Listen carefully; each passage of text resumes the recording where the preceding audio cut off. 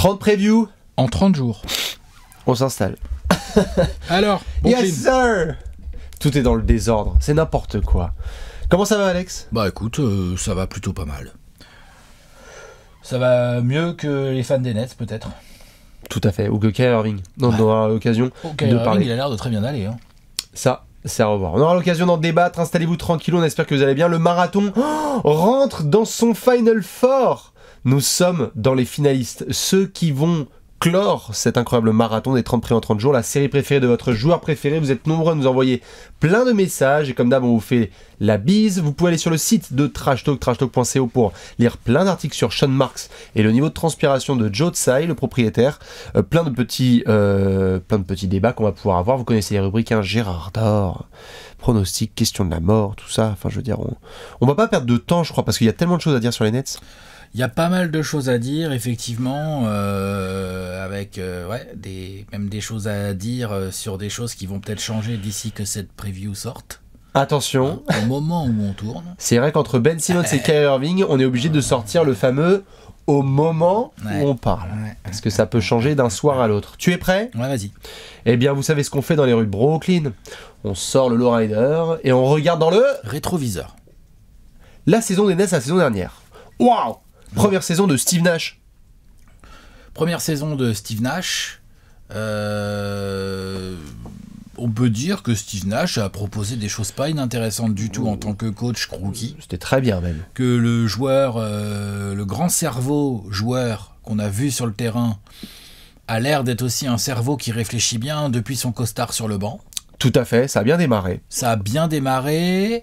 Après, il y a eu quand même assez vite un petit trade quand même. Hein. Disons qu'il y a un running gag, vous allez voir, c'est en gros les camps d'entraînement de Steve Nash, c'est pas vraiment stable. Tu peux pas compter sur tout le monde parce que tu te dis, ah bah tiens, c'est marrant, Spencer Dinwiddie, Jarrett Allen et compagnie, bah bye bye. Ouais, bye bye. Tu récupères The Beard, James Harden quand même en plein mois de janvier. Le poteau de KD. Tout à fait, plein mois de janvier, la barbe gauchère qui vient du côté de Houston pour aller à Brooklyn. Ça fait un gros trade et donc on a le Big Three, Kyrie, Harden, KD qui va essayer, je dis bien essayer de jouer ensemble pour voir ce que ça peut donner. Bon, spoiler, au niveau offensif, les Nets, c'est propre. Tout roule. Ouais. Meilleure attaque de NBA. Ils sont dangereux. Bah ouais. Hein. Ils sont dangereux, qu'il y en ait un, deux ou les trois. Bon, les trois ensemble, on va pas les voir souvent. Non. Mais dans l'ensemble, par contre, l'attaque des Nets, waouh. Quelle dinguerie totale. La défense n'y est pas du tout. 23e meilleure défense de NBA. Mais c'est pas grave. Le but de ce sport, c'est de mettre plus de paniers que l'équipe d'en face. Donc, exactement. Quant à peut-être 2 des 10 joueurs offensifs les plus doués de l'histoire de ce sport, tu peux même mettre 3 avec Kyrie Irving parce que l'autre, il nous fait une saison en 50, 40, 90 au tir à 26 points. 6 rebonds et 6 passes de moyenne. Tout va bien pour Kyrie. Propre. Donc, Kyrie, il a envoyé du sale. Ouais, bien sûr. Il a été sur le terrain. Entre 2 anniversaires de cousine et de sœur. Ouais, sa sœur, on a le droit. Il avait son pass sanitaire, je crois. Ouais. Enfin, je sais plus. Enfin, il était vacciné. Non, bref. Ça, on en reparlera. Mais oui, c'est vrai qu'il y a eu tout de suite Harden, KD, Kyrie, mais on pouvait pas les voir tous les 3 jouer ensemble. Ce côté dont tu parles avec Steve Nash, qui est très intéressant de sa première saison, c'est que, nom de Dieu, il n'a quasiment pas eu le même effectif 2 semaines de suite, parce que bienvenue Blake Griffin, bienvenue LaMarcus Aldridge, puis retraite.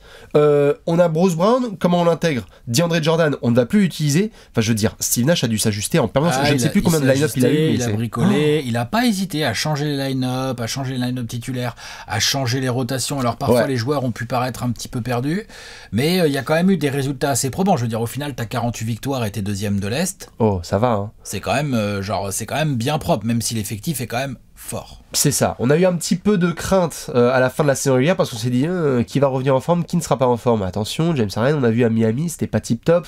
Qu'en est-il de Kyrie? Qu'en est-il de KD? On espère du côté de Brooklyn que les playoffs vont bien se passer. Non, mais c'est tout le problème de cette saison des Nets, hein. C'est qu'ils n'ont pas réussi à être en forme physiquement quand il le fallait. On n'arrête pas de répéter que la saison régulière, ça sert aussi à quelque chose, quoi. James Harden a joué le premier tour de playoff. Oui. Oh, ils ont déboîté les Celtics, ok. James Harden s'est blessé dès le premier match de la demi-conf contre les Bucks. Kyrie Irving s'est blessé au match 3, où il retombe sur le pied de Giannis Antetokounmpo, qui n'a pas fait exprès selon certains ou certaines, ou qui est un assassin selon d'autres. Non mais, voilà. Fatigue. Chacun, voilà.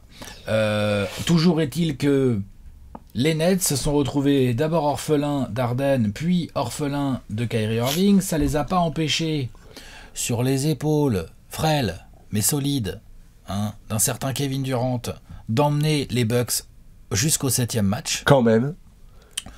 Un match 7, une dinguerie. Dinguerie totale. Déjà qu'au match 5, c'était complètement Le n'importe match quoi. 5, 6, 7, de toute façon, c'est des dingueries. What? De cette série. Faut Ouais, reconnaître. on a un énorme KD face à un énorme Giannis, et c'est vrai que cette série, on se dit, putain, si ça se trouve, les Nets vont sortir les Bucks là, alors qu'il n'y a pas Kyrie, alors que Harden, ça se voit, il est en demi-teinte, on ne peut pas compter sur tout le monde.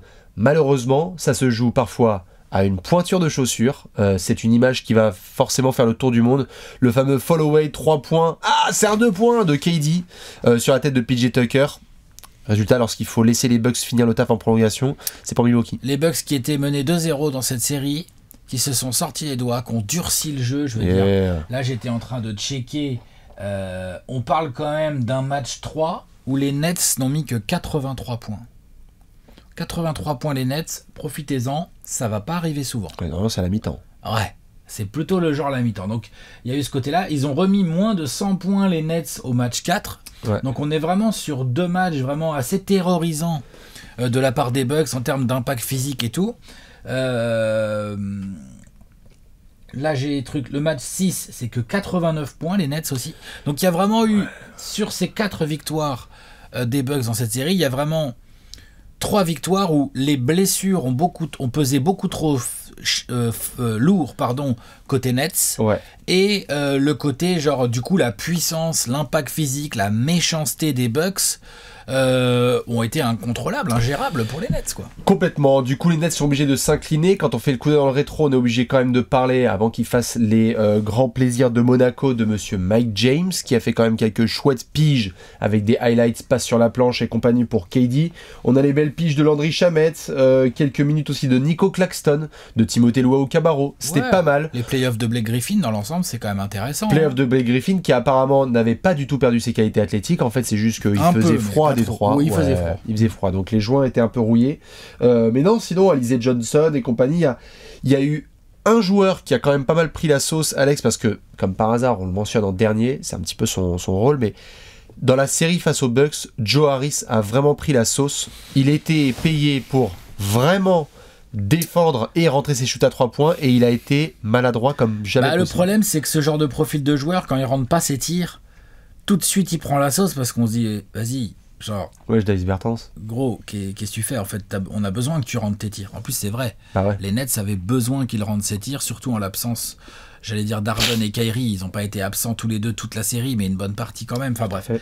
Voilà, ils avaient besoin des points de Joe Harris. Ça aurait pu d'ailleurs faire basculer au moins, franchement, le match 3 ou le match 6. Ça peut basculer Ça si peut Joe basculer Harris. côté Nets. Tout à fait. Attention. Bien sûr. Donc bon, il n'y a pas que le match 7 avec KD qui chausse un peu trop grand. Non, c'est sûr. Donc non, il y a de quoi nourrir des regrets sur effectivement la réussite de Joe Harris. Ouais.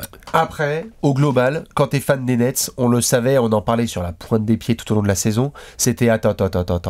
On a KD qui est là sous contrat, on a Kyrie qui est là sous contrat, on a Harden qu'on vient de récupérer avec un bout de contrat restant.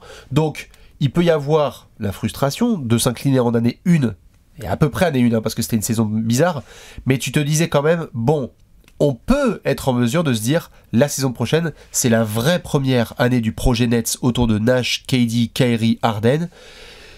On devrait pouvoir bien travailler cette saison, normalement. Normalement.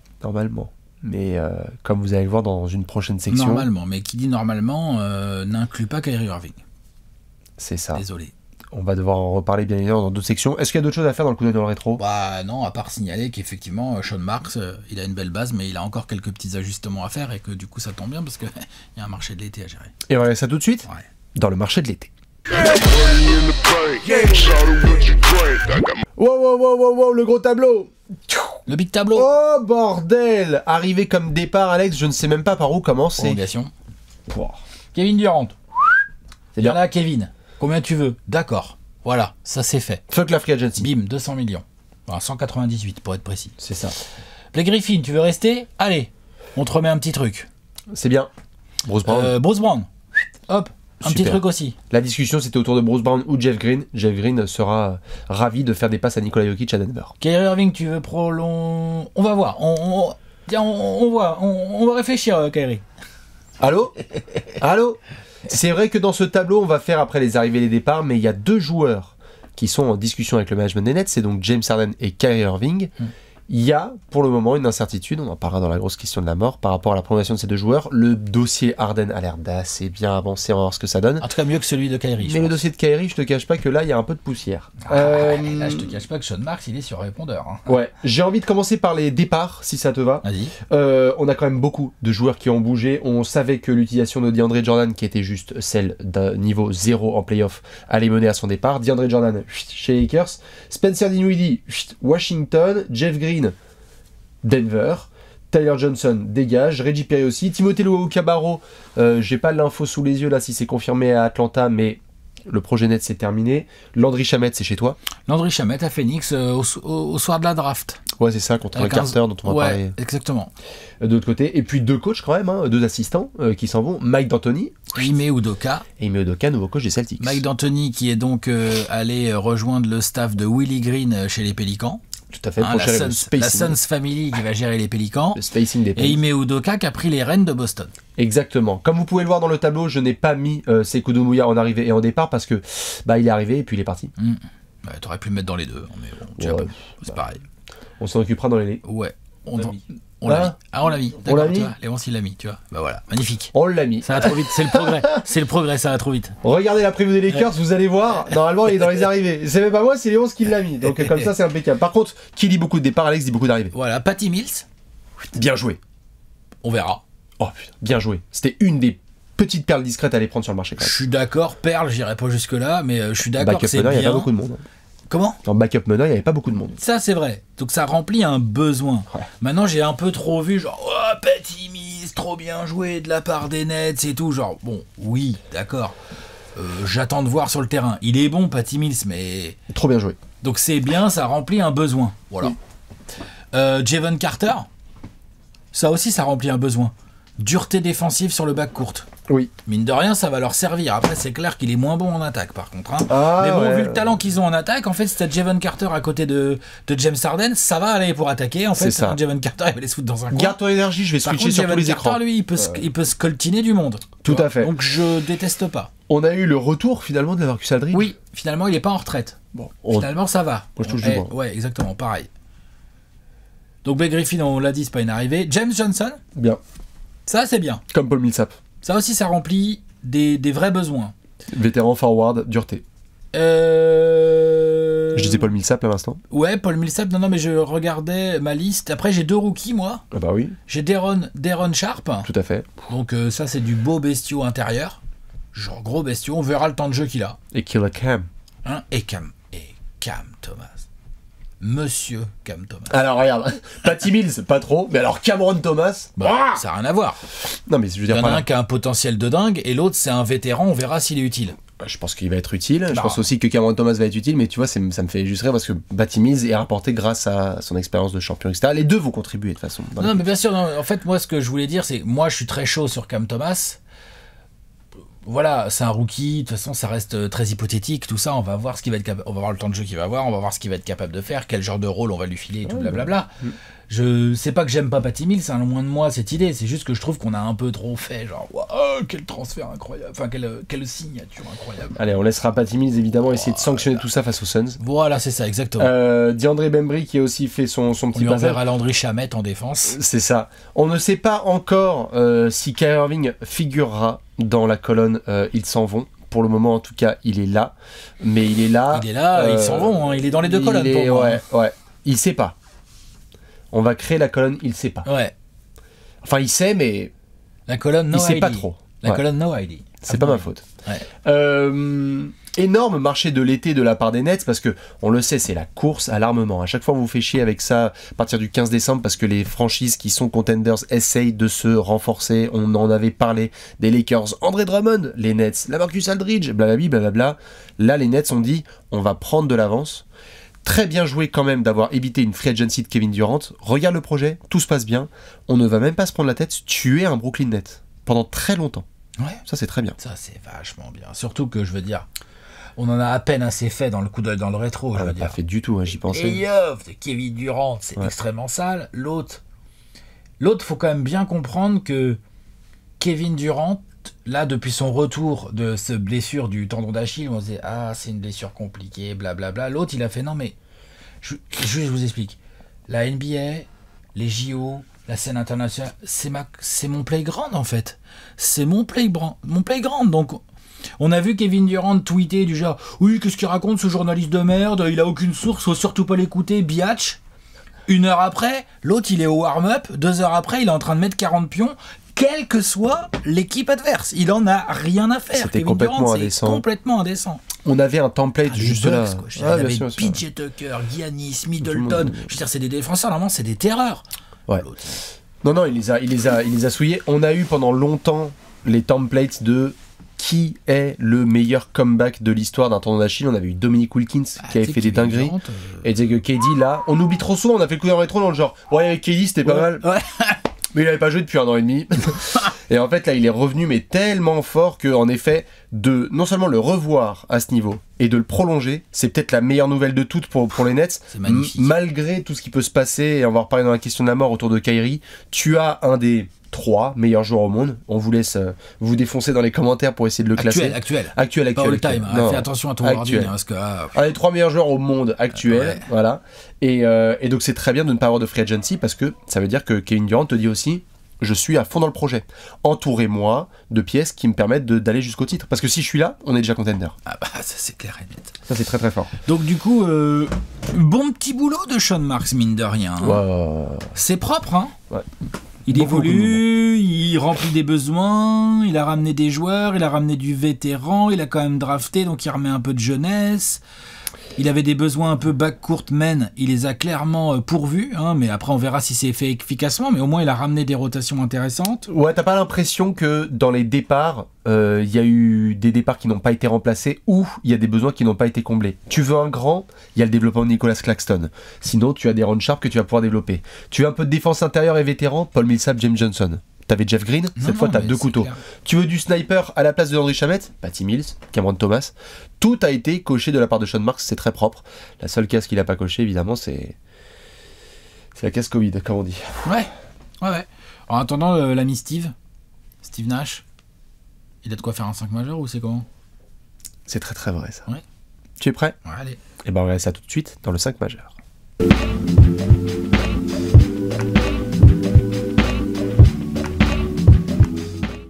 Le 5 majeur. Le 5 majeur. Avec la main à l'étendue, vous pouvez tous le faire aussi avec un meneur, un arrière, un ailier fort et un pivot. Nous sommes à Brooklyn, dans le bureau de Steve Nash. Il y a des nouveaux assistants, il y a beaucoup de joueurs à utiliser. Je rappelle que la saison dernière, Steve Nash a utilisé à peu près, j'ai pas la stat, mais je crois plus de 45 5 majeurs différents. Donc un 5 majeur, en fait, on l'invente tous les soirs s'il le faut. Mais on a quand même des verrous à Brooklyn et on sait qu'il y en a plusieurs. Alex, combien y a-t-il de verrous dans le 5 majeur des Nets? Attention. 3, peut-être 4. Je compte pas Kyrie. Hein. Non. On est d'accord. On ne compte pas Kyrie. Malheureusement, on va en reparler après en détail, mais on ne peut pas compter sur Kyrie. 3-4, plutôt 3 d'ailleurs. Parce qu'après, il peut y avoir des options. Mais c'est possible 4. Moi, j'en ai 5. Oui. C'est vrai que s'il n'y a pas Kyrie... S'il n'y a pas Kyrie, j'en ai 5. Ouais, je suis d'accord. Allez, on va essayer. Le bac courte. Sur le bac courte, on peut avoir du James Harden. Bah, on va avoir. Je pense qu'il est titulaire. Je crois, ouais. Je pense qu'il va avoir la balle en main. Tout à fait. Je pense qu'il y a des chances qu'il y ait des écrans pour lui. C'est ça. Et à côté de lui, on peut lui mettre du Bruce Brown, notamment. Pas mal. C'est possible quand Kyrie n'est pas là, tu mets Bruce Brown qui est capable d'être dans un rôle qui n'est pas forcément de celui de d'arrière, mais qui est un petit peu monsieur je fais un peu tout. Non, mais c'est le profil qui va bien coller entre Harden et Joe Harris. C'est on ça. risque de voir au poste 3. Je suis d'accord. Du coup, j'aime bien avoir Bruce Brown entre les deux. Moi aussi, c'est lui que je choisirais. Après, on verra. Peut-être que sur certaines match-up, notre ami Steve Nash va carrément décider d'envoyer du Patty Mills s'il y a besoin de shooter fort ou du Jevon Carter s'il estime que c'est plus un meneur qu'il faudra défendre et que donc Bruce Brown c'est un tout petit peu moins sa cam, donc t'envoies Jevon Carter. Mais enfin, franchement, Jevon Carter et Patty Mills, oui ça défend, mais je te dis pas qu'il peut pas aller sur les meneurs, je te dis que t'as Jevon Carter. Donc le problème c'est que Jevon Carter et Patty Mills pour moi sont pas du tout des titulaires NBA et que Bruce Brown l'est peut-être un peu plus dans ce rôle-là et que Harden peut tout à fait mener le jeu, il y a aucun problème. Bien sûr, on a c'est sûr et certain James Harden et Kevin Durant qui sont titulaires, donc et vous les mettez aussi. Avec Joe Harris, ils sont tous les trois attitudes, t'es sûr. Tu as de fortes chances d'avoir Bruce Brown tant que Kyrie n'est pas là. Si Kyrie il est là, du coup on décale tout. Kyrie il est meneur, Harden il est en 2, Harris en 3, KD en 4. On a de bonnes chances d'avoir Blake Griffin en starting 5. Oui. Et à noter l'année dernière d'ailleurs que quand Kyrie et Harden ont été alignés ensemble, finalement Kyrie jouait plus comme un 2.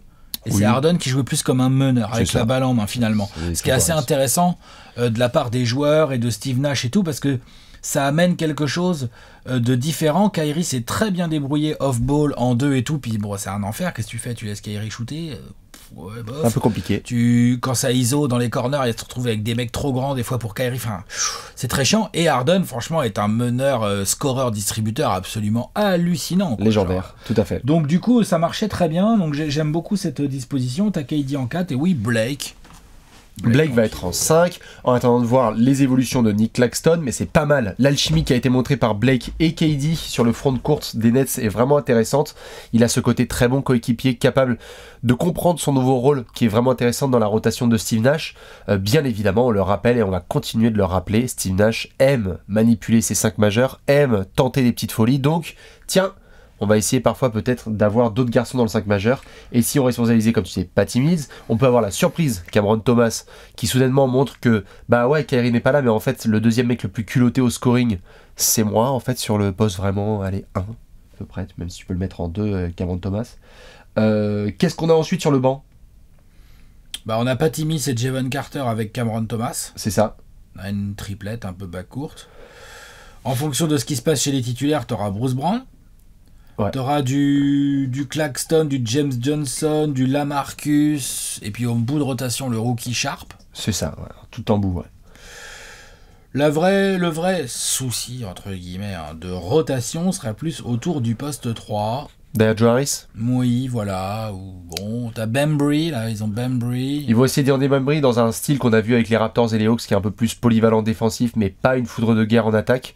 Je suis d'accord, ils aiment bien tester parfois du Bruce Brown aussi dans cette espèce de petit 3. De toute façon, lui, il va boucher plein de trous. Hein. Bah, c'est son rôle, hein, c'est ce qui fait aussi qu'il a trouvé sa place chez les Nets. Mais en tout cas, il y a de la profondeur. Tu peux vraiment très bien attaquer. C'est-à-dire que si ça se trouve, on va avoir du James Johnson parfois en 3 ou du Paul Millsap qui va être sur des postes de force. Du KD en 5 aussi. Ou du KD en 5, tout à fait. Donc, au moins, il y a des options pour Steve Nash. Ça, il en manque absolument pas à Brooklyn. Tout est une question, évidemment, autour de Kyrie parce que s'il n'est pas là, il faut que tu développes tout au long de la saison des automatismes qu'ils ont la plupart, parce qu'il y a beaucoup de joueurs qui reviennent. Bah, oui, et puis comment le vestiaire va vivre ce truc-là. Comment le vestiaire vit ça, bien sûr. Donc, tu as toute une. Là, vu les décisions qui ont été posées sur la table et dont on va certainement parler dans la section suivante, c'est le gros point noir pour Steve Nash, c'est pas sa rotation au poste 3 ou savoir qui est son titulaire au pivot, c'est de savoir genre attendez, Germeneur All-Star titulaire, je peux pas le faire jouer en fait. Ouais, c'est ça. Germeneur dans son prime, genre 26 points en 50, 40, 90 au tir ou non, pas trop. C'est un peu compliqué. C'est chaud. Par contre, autour de ça, on va vraiment toucher du bois pour que Steve Nash et les Nets n'aient pas trop de soucis de santé parce que l'année dernière, comme tu disais, ils étaient deuxième à l'Est, donc c'était assez satisfaisant et même particulièrement impressionnant quand on voit le nombre de blessures et de mouvements qu'il y avait. Un peu de continuité, ça ferait pas de mal, honnête. On dit ça alors qu'il y a la situation Kyrie, mais un petit peu de continuité.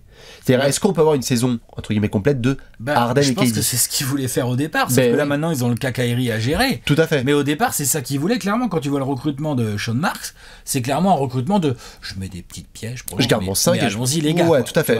Repartons, on va y arriver comme ça, en fait. Si on a, en tout cas, Harden et KD qui font une saison complète, ça va déjà penser beaucoup de blessures. Oui, voilà. Et ça va penser beaucoup de blessures parce qu'ils vont se dire, tu vois, s'ils commencent à avoir des blessures pour Harden et ou pour KD, là on va commencer là, on va un peu dire, à... fait chier qu'il n'y ait pas Kyrie. C'est ça. Ah bah bien sûr, évidemment. Bah, ça a été d'ailleurs un des paris qui ont été pris par les Nets dans le management. Ils en parlaient récemment du fait que quand on leur a proposé est-ce que vous voulez 2 stars et beaucoup de très bons joueurs autour de vous ou 3 superstars et on se débrouille autour, Ils ont pris la piste 3 superstars et on va autour parce que si t'as une superstar qui n'est pas là, t'en as quand même encore 2. Ouais, bah c'est l'idée, Ça, mais c'est bon, un c'est pari. quand même un petit peu... Bah voilà, quoi.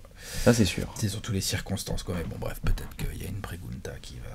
Qui va pas tarder à tomber. T'as d'autres choses à rajouter sur le 5 majeur ou pas? Non, je pense qu'on a bien résumé les problématiques et les non-problématiques, hein, les avantages de l'effectif que Steve Nash a dans les mains. C'est ça. Donc préparez-vous. Tu es prêt? Allez, vas-y. Parce que tout de suite, on va devoir se poser la question de la mort.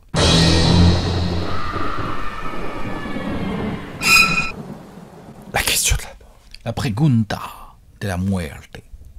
Aïe, aïe, aïe, aïe, aïe, aïe, aïe. Faut-il se vacciner? Kyrie.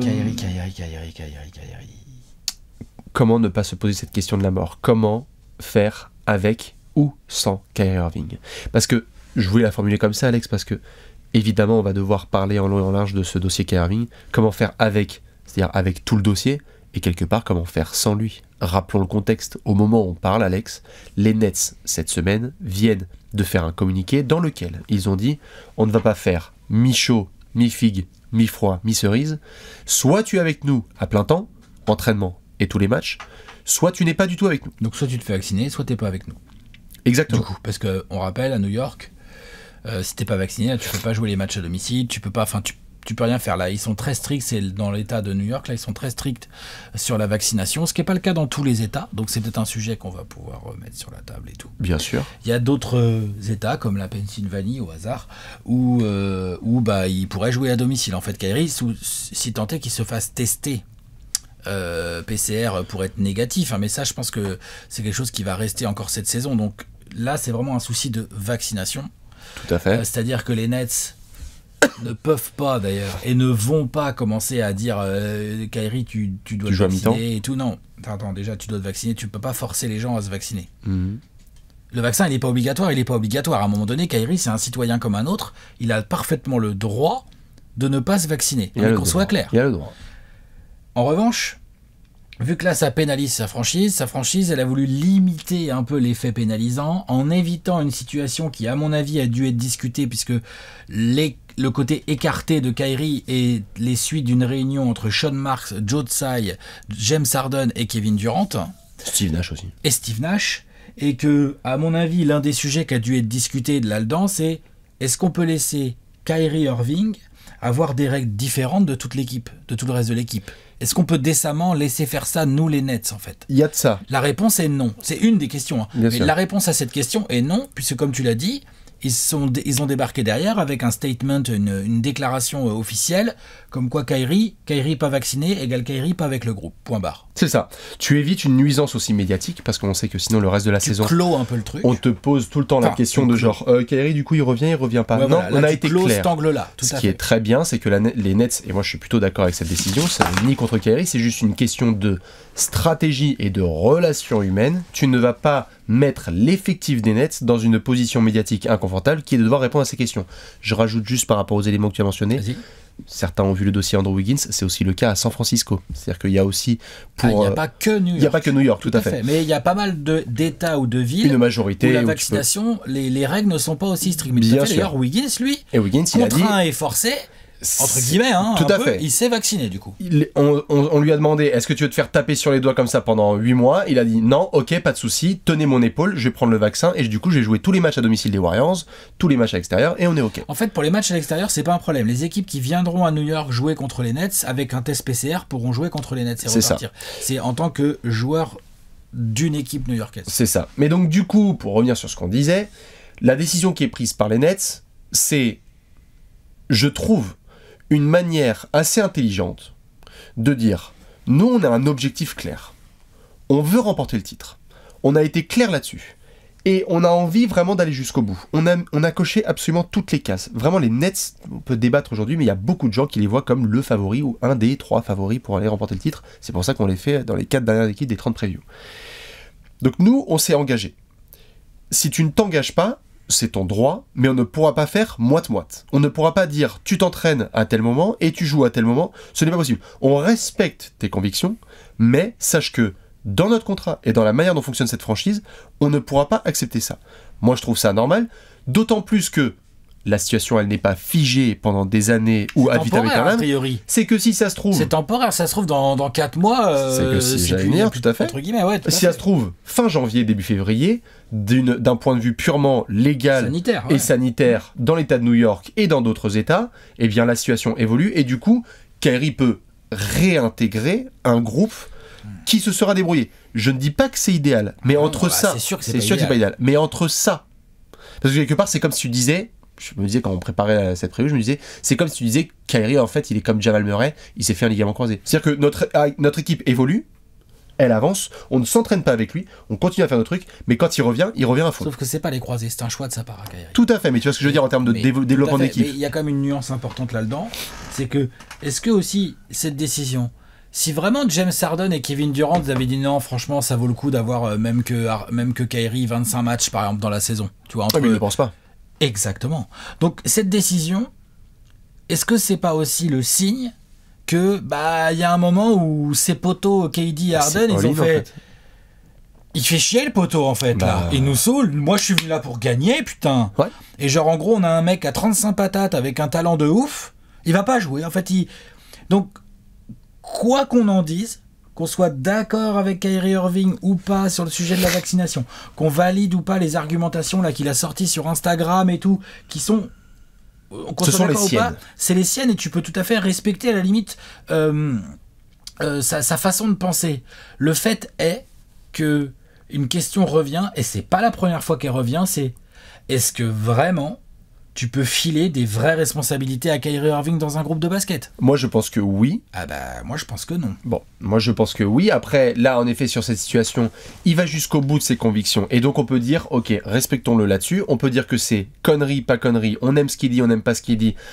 J'ai l'impression aussi qu'il y a une cible tellement facile qui est celle de prendre Kyrie et de dire, vu qu'il a des antécédents la terre est plate et machin, du coup, on va dire, il va y avoir des sources de droite et de gauche qui vont dire, tu sais que Kyrie Irving aussi, il pense ça, parce que c'est devenu l'emblème, le représentant même de, tiens, tout le monde traverse quand le bonhomme est vert, et lui va traverser quand le bonhomme est rouge. On va tout le temps prendre ça. Et nous, on y a joué aussi. Moi, je l'assume sans problème au niveau de Trash Talk, parce qu'on a essayé aussi parfois de titrer de manière humoristique, mais d'expliquer aussi comment est-ce qu'il faisait. Ce qui me dérange un peu plus, c'est si Kyrie a ces convictions-là, très bien, mais j'ai le sentiment que si cette situation sanitaire, elle n'évolue pas, Brooklyn, à un moment, va se dire, en tant que management, et ils y sont pas à l'heure actuelle, mais ils vont se dire... Trade. Et j'allais y venir, c'est qu'au moment où on parle, Brooklyn, je crois, ce qui se dit, n'est absolument pas dans une situation où ils peuvent réfléchir à un potentiel transfert. Ce serait... C'est pas le moment, là. Cataclysmique, c'est pas le moment. Dans 4 jours. Exactement. Mais si la situation, elle reste la même, et que tu as des équipes qui sont intéressées à l'idée même de pouvoir récupérer Kyrie Irving et de lui dire, écoute mec, dans notre marché, tu peux jouer quand tu veux, il n'y a pas de problème, tu viens, etc. Les Nets sont dans une autre dynamique. Et si on leur met sous le nez que là, les Lakers ça déroule, les Bucks ça déroule, les Sixers ça va, les Suns, etc. Mais que donc, il te manque un peu de renfort, si on en vient à cette situation en février, là ça va devenir dangereux. Parce que je pense que les managers de Brooklyn vont se dire, ok c'est super, mais là franchement, merde, on pourrait avoir un bête de titulaire, on pourrait avoir un bête de banc, en échange, on pourrait être contender, et même en train de rouler sur tout le monde. Et puis le problème, c'est que au-delà des histoires de on se fout de la gueule de Kyrie, des fois on le fait passer pour plus bête qu'il n'est et tout, ça je suis d'accord, c'est pas normal. Par contre, il tend le bâton. C'est exactement, c'est un fait. En janvier dernier, j'ai rêvé ou en plein milieu de genre faut pas sortir, l'autre il traînait en boîte de nuit avec plein de gens, pas de masque et tout. Donc ça, tu vois, ça doit énerver ses coéquipiers. Ça doit énerver ses coéquipiers, ça doit énerver son management, ça doit saouler son coach. Et au bout d'un moment, c'est pour ça que je disais, est-ce que tu peux vraiment lui filer... Bien sûr qu'il a un talent fou et que balle en main, il y a pas de sujet. Il y a pas de sujet. Balle en main, il y a personne qui peut le défendre. Donc ça, c'est pas de sujet. Mais juste dans un groupe qui veut vraiment aller loin, qui va devoir combattre coudes serrés, est-ce que vraiment tu peux filer des responsabilités à un Kyrie Irving payé 35 millions ? Là, il est en train, sur plusieurs épisodes de suite, il est en train de montrer que il a peut-être pas toutes les comment dire, tous les repères et tous les critères qu'il faut pour ça. Non, bien sûr. À mon sens. Bien sûr. À mon sens, c'est très épineux comme situation. Il fait passer trop de choses avant sa franchise et la réussite de sa franchise. Et c'est son choix. Et il a le droit, et humainement, et tout ce que tu veux, mais du coup, ce n'est pas gérable en fait pour ses coéquipiers et sa franchise. Et ça, c'est une situation, comme tu l'as dit. Si en janvier-février, hop, c'est bon, LC Safety Protocol, machin, et l'état de New York, tout va mieux, on va relativement vite oublier, si tant est que le groupe n'en veuille pas trop à Kyrie.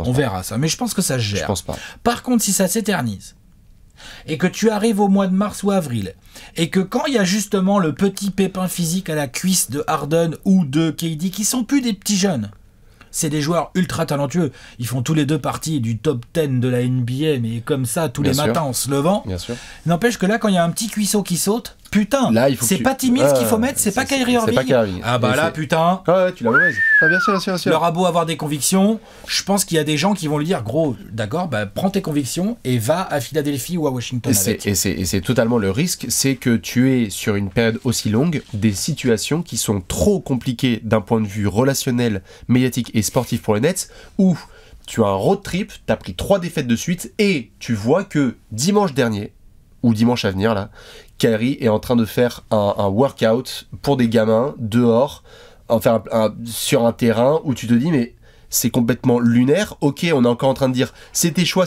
on te caresse la tête, etc. Mais il y a un moment où il faut arrêter les conneries. Et moi, je tiens encore une fois à le répéter, je n'aime pas, à la fois je n'aime pas le tabassage qu'on peut faire qui est logique, et en même temps je n'aime pas le fait qu'il tende le bâton en permanence. Parce que Kyrie tend le bâton sur plein de choses. Ça a été le cas sur la bulle d'Orlando lorsqu'il a fallu la mettre en place. Ça a été le cas là, en l'occurrence, avec les histoires d'intégrer ou pas l'équipe. C'est son choix, mais tu peux te retrouver dans une situation qui est celle qui a été mentionnée, où lui est le premier à dire sur Instagram « Mais non, je vais pas prendre ma retraite, mais non, ceci et cela, etc. Vous croyez que je vais prendre ma retraite pour des histoires, etc. » Il y a un moment, il va falloir arrêter de prendre les gens pour des cons. Et là, je parle vraiment de Kyrie. Et comprendre que si tu veux atteindre ces objectifs-là, tu dois rentrer un minimum dans le moule, en fait. Tu peux pas juste dire, moi j'ai envie d'imposer ma manière de faire. Et prendre 35 millions. Et à la limite, quand même. Non, mais bien sûr. Mais t'as des responsabilités au sein d'un club quand tu touches un salaire aussi gros. Ouais, bien sûr, désolé. Mais à la limite, rien que déjà quand tu signes un contrat, ou rien que tu signes un contrat. Moi, je trouve ça normal. Hein. Oui, bien sûr. Après, le chiffre, moi, c'est juste que à partir du moment où tu signes un contrat, tu rentres dans une dynamique collective, respecte un minimum les règles. Bah, excuse-moi, on n'en parlerait pas autant que ça si Kyrie était 9e homme et qu'il touchait 8 millions par an. Mais bien sûr, tout à fait. Parce que même les Nets, ils feraient qui ça? Ah oui, bah on verra. Tout à fait. C'est pour ça qu'on parle beaucoup plus de Kyrie et de Wiggins que d'autres garçons qui comprennent cette situation. C'est normal.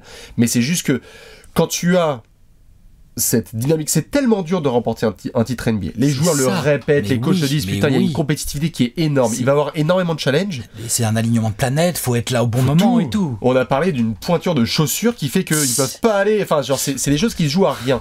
Si de manière vraiment consciente, tu prends ces décisions-là, juste faut assumer les conséquences. Et c'est ça mon truc. C'est exactement ça. C'est que si il y a ces décisions-là qui sont prises, d'accord, mais si Kyrie se retrouve transféré, qu'on ne vienne pas faire la pleureuse, si tu veux, derrière, en disant on n'a pas respecté dans mes convictions, regardez à quel point les Nets se foutent de ma gueule. Non. Les Nets sont un projet. Pour participer à ce projet, c'est clair, il faut respecter telle règle. Maintenant, ces règles ne sont pas respectées, on n'est pas en train de te fouetter, on dit juste va faire ça ailleurs en fait.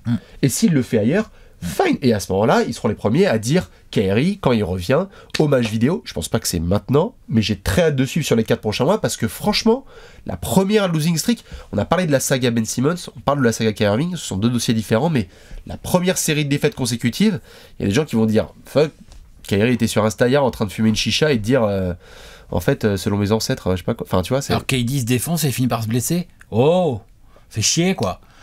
Tiens, j'ai une petite question à te poser. Oui. T'as remarqué que Kyrie Irving et Ben Simmons, ils ont le même salaire?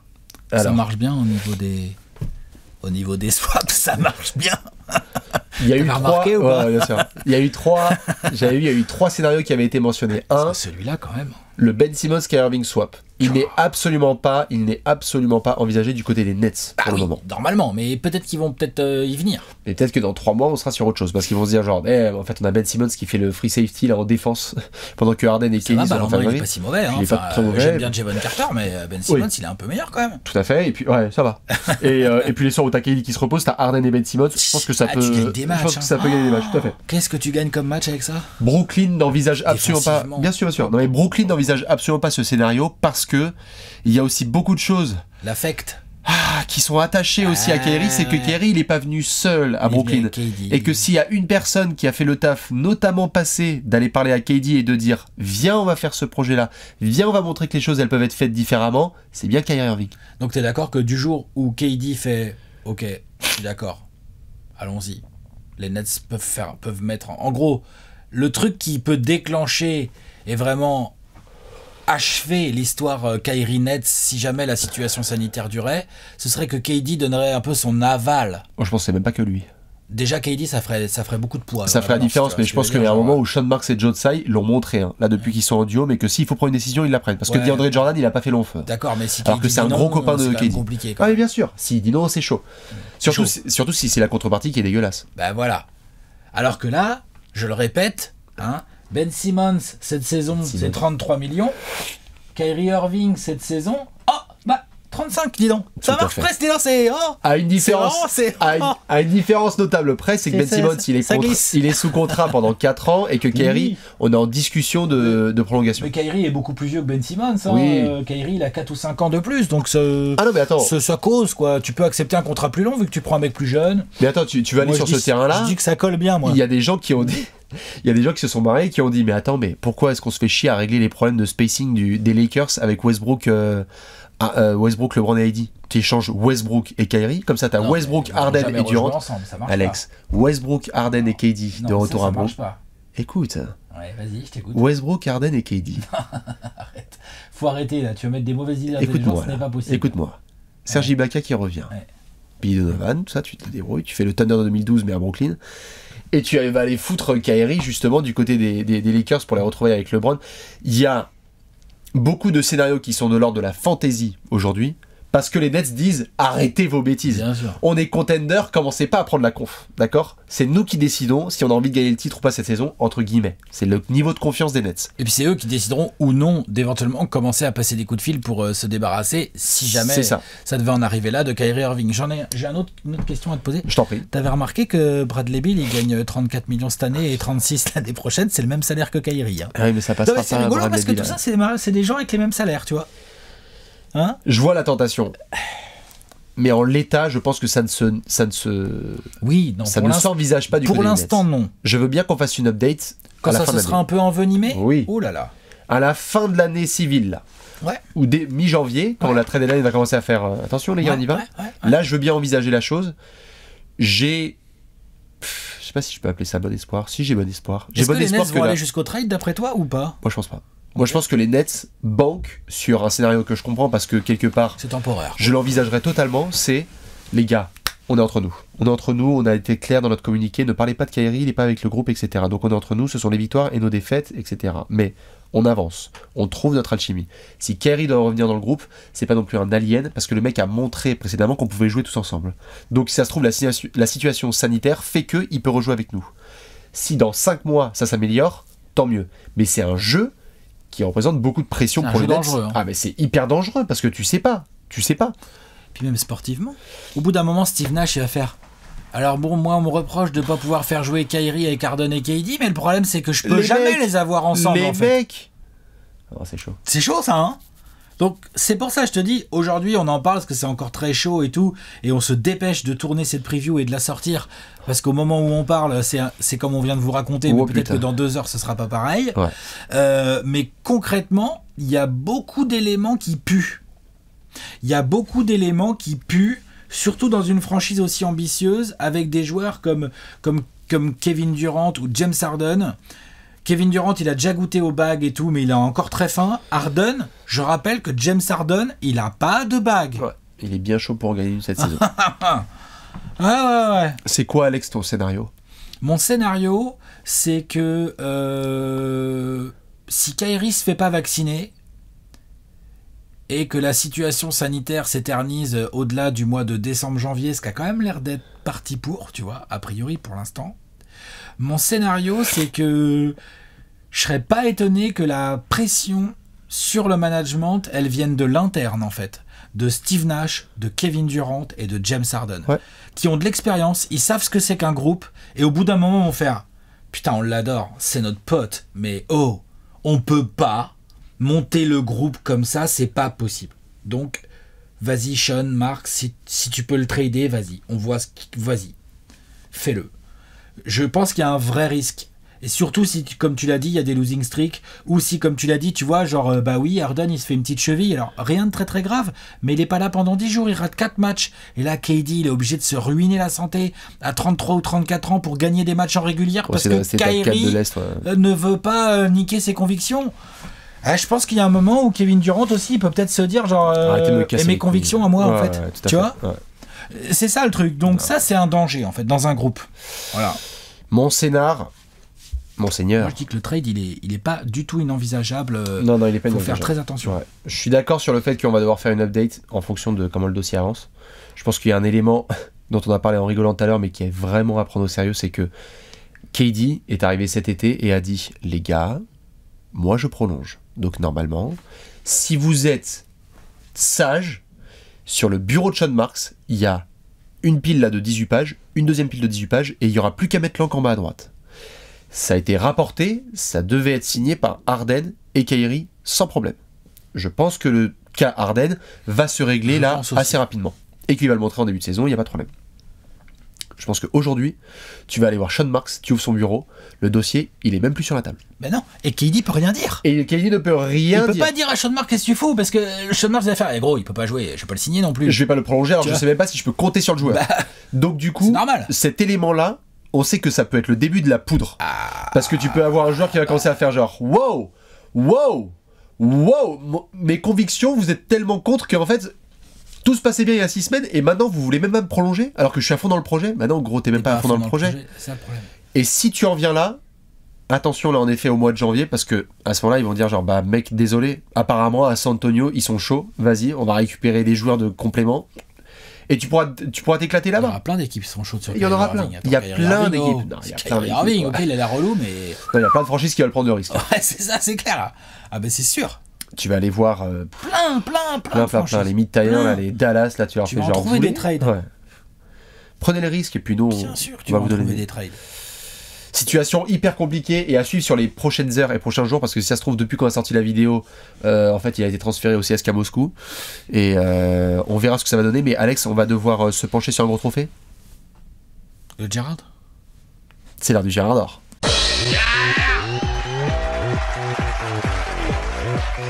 Le Gerrard d'or. Le Gerrard d'or. Alex, backflip. Ouh là là là, c'est bon, c'est géré. Ce n'est pas tombé. C'est bon. C'est tenu, c'est dans la main, ça n'a pas touché le sol. Les fans des Heads ont eu très peur. Vous le savez, c'est le Gerrard d'or. Nous sommes au Barclays Center. Vous avez votre passe sanitaire ? Pardon. Pardon. C'est bon, votre passe est valide. Dans cette section, vous le savez, on doit cliquer sur un joueur qui va nous faire regarder les Nets plus que les autres. Alex, c'est qui ton Gérard ? Le plus Gérard de tous les rookies de la dernière draft. Monsieur Cameron Thomas. Quelle banquette. C'est un Gérard. C'est un Gérard né. Moi, j'appelle ça un Gérard né. Voilà, un natural born Gérard. Un Gérard né, tout à fait. Franchement, ouais, franchement.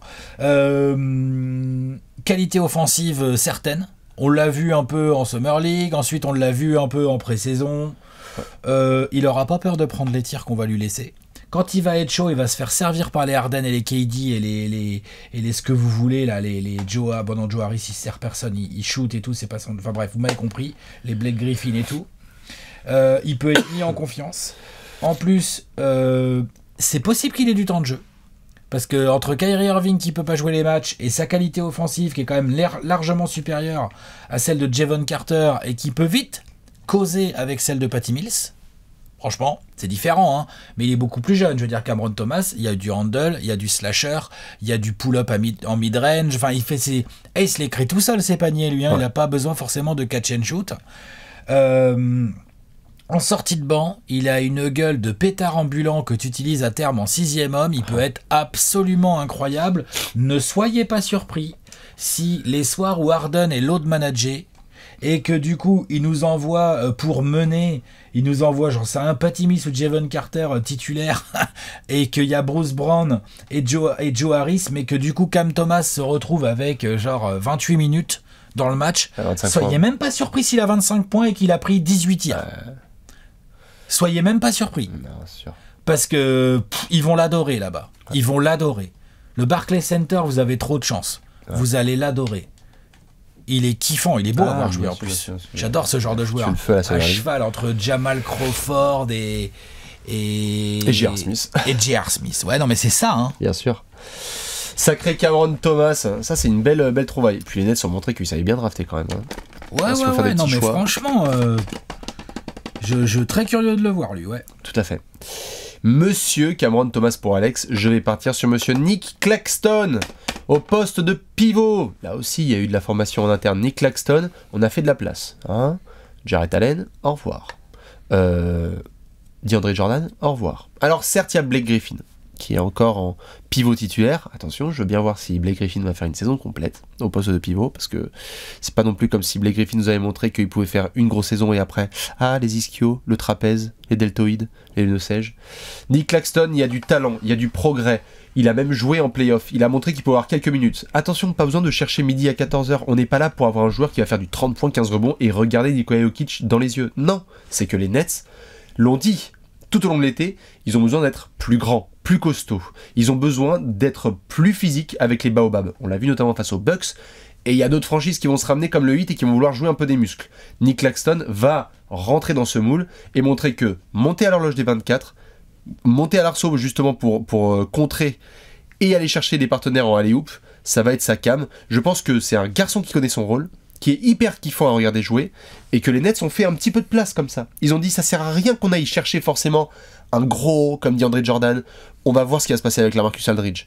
Mais Claxton a un rôle précis, et lorsqu'il va rencontrer des garçons comme Bam Adebayo, comme Joel Embiid, comme d'autres garçons qui sont dans l'élite, même après à l'ouest avec les Jokic, etc., tu as besoin d'avoir un gars comme ça, long. Lorsqu'il y a Rudy Gobert qui est en ville, en fait, peut-être que tu es content d'avoir Nick Claxton. Tu penses qu'il pourrait progresser suffisamment pendant la saison pour avoir le niveau pour les playoffs, hein? Ouais, moi je pense qu'il aura jamais, en tout cas, le cette niveau, saison. On se comprend. C'est ça. Le niveau pour te faire les 16-18 minutes qui vont bien. Là. C'est ça, il est monté à 18 minutes la saison dernière de moyenne, après il est passé de 12 à 18 minutes de moyenne, si je dis pas de bêtises.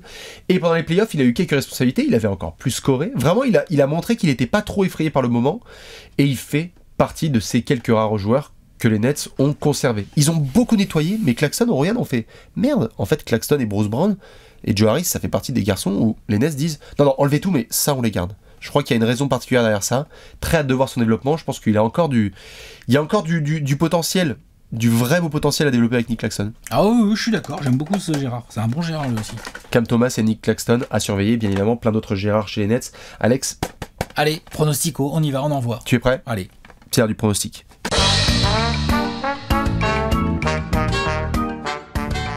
Pronostic time. Pronostico. Allez. Vous le savez, dans cette section, c'est très simple. On va vous raconter l'avenir. Même la météo de demain matin si vous êtes sage. Mais avant ça, petit prono. Dans le bandeau qui s'affiche en bas de votre écran, le bandeau Paris en Sport, beau, bleu et tout ça, la cote qui nous intéresse aujourd'hui, c'est la cote de champion. Ça y est. Les Nets seront champions, la cote est à 3,5. Boosté à 4,2. Oui, les Nets, si je ne dis pas de bêtises, sont l'équipe avec la meilleure cote, enfin la cote la plus faible entre guillemets pour être champion. Mon salaud. Faible dans le sens qui rapporte le moins puisque ce sont les favoris en gros. C'est ça. Vous avez compris. Pourquoi pas ? Pourquoi pas ? Ils ont un effectif absolument incroyable avec ou sans Kyrie. Hein. C'est ça. Donc voilà, elle est là, elle est boostée pendant 24 heures, c'est ça ? Elle est boostée pendant 24 heures, tout à fait, donc vous pouvez aller dessus, mais comme d'hab, disclaimer. Disclaimer, Nets ou pas, on ne joue que l'argent qu'on peut se permettre de perdre. Oui, c'est ça. C'est pas l'inverse. Hein voilà, mais vous m'avez compris. Tu peux la refaire, que ça... Voilà, vous m'avez compris. Ouais, on a compris. L'argent que vous pouvez vous permettre de perdre. Voilà, c'est celui-là qu'il faut jouer. Faites pas les bolos. On vous le répétera toute l'année. Merci aux Nurshi qui font des montages dans tous les sens. J'ai un over-under, il est à 57,5. T'aimes bien ? Allez. Tip top. Alex, est-ce que tu es prêt? Ouais, je suis prêt. 24 secondes pour Alex, 24 secondes pour Bibi. Et dans cette petite section, on va devoir justement vous raconter l'avenir. 3, 2, 1, Kiss Van Horn. 62 victoires pour les Nets cette saison. Je les mets premiers, moi, à l'Est. Je les mets... voilà, c'est très très lourd pour moi, les Nets. Kyrie ou pas, on a à peine tellement parlé de James Harden dans cette preview. On a fait un petit laïus sur KD. Kevin Durant plus James Harden, ça gagne des matchs en saison régulière, croyez-en mon expertise. Ils sont beaucoup trop forts en attaque et je pense qu'en plus là, avec les petits ajustements d'effectifs, ils sont capables d'avoir une défense average. Et donc du coup, ça gagne beaucoup de matchs. Et j'espère pour le spectacle et pour eux qu'ils seront à 100% quand ils arriveront en playoff. Magnifique. C'était très complet. Oh, attends, on a à peine parlé de James Harden. Non, mais c'est chaud. L'autre, c'est peut-être le meilleur distributeur de la ligue. Trop bien. C'est vrai, non? Ah bah ça va être... On en a à peine parlé dans la preview là. On va c'est en parler. James Harden, 26 points. 8 rebonds, 10 passes d'ess, oui, bien sûr. Ouais. C'est ça, et 3 fans de Houston en PLS. Je vais faire mes 24 secondes. Bon, ça va, attends, ils ont quand même eu Victor Oladipo quand même. Et maintenant, ils ont Jalen Green. Je crois que je vais laisser 24 secondes de silence après ça. 3, 2, 1, top chrono. 61 victoires pour les Nets. Je crois que je les ai mis premiers de la conférence Est. Steve Nash était deuxième de la conférence Est avec un effectif qui a bougé toutes les semaines. Et là, il a KD en forme avec Harden en forme. On a dit, comme tu l'as dit très pertinemment, genre, en fait, ils étaient la 23e défense de la NBA. Et ils ont été top 2 de l'Est. Stop. Il y a un peu de continuité. On va voir si Kyrie revient. Et alors, si Kyrie revient... ça va être très très drôle. Je les attends évidemment en forme en playoff. Les gars, là, on nous attend le 15 avril avec un effectif qui est en béton armé. Il faut juste dire que avec les Bucks, cette fois, il faut prendre sa revanche et qu'on met le Heat et les Sixers dans le rétro. Bien. Ouais. On va montrer le gros tableau. Allez, il faut. Le gros tableau, le voici avec donc les Nets qui squattent le haut de la conférence Est. Où est-ce que vous les avez mis? Où est-ce que vous voyez Kyrie Irving? Est-ce que vous êtes vous aussi vacciné? Vous pouvez répondre à toutes ces questions. Et bien évidemment, nous, Alex, tu connais le classique. Je vais remercier Léonce pour la prod, vous faire plein de petits bisous. Et on se retrouve demain avec un indice. Un indice, c'est Super Team.